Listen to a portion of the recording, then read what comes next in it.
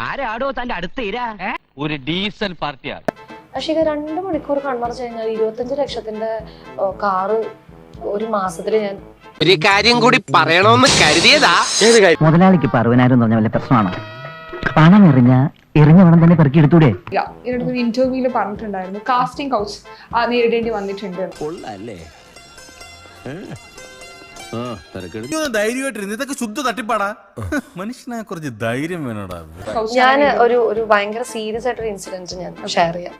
ഞാൻ ഇതുവരെയും എവിടെയും ഷെയർ ചെയ്തിട്ടില്ല. നിന്നെ എനിക്ക് ഭയങ്കര വിശ്വാസമാണടാ. സർക്കാർ ചില നിയന്ത്രണങ്ങളൊക്കെ ഏർപ്പെടുത്തിയിട്ടുണ്ട്.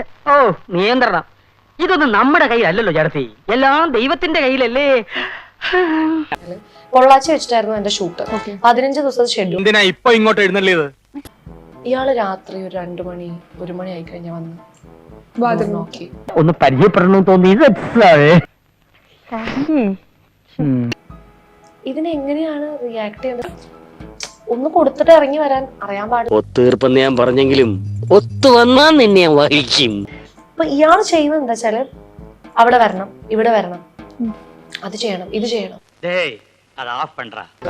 പിന്നെയും പറഞ്ഞു ഇയാളെ എന്റെ കൈ കയറി പിടിച്ചു എനിക്ക്.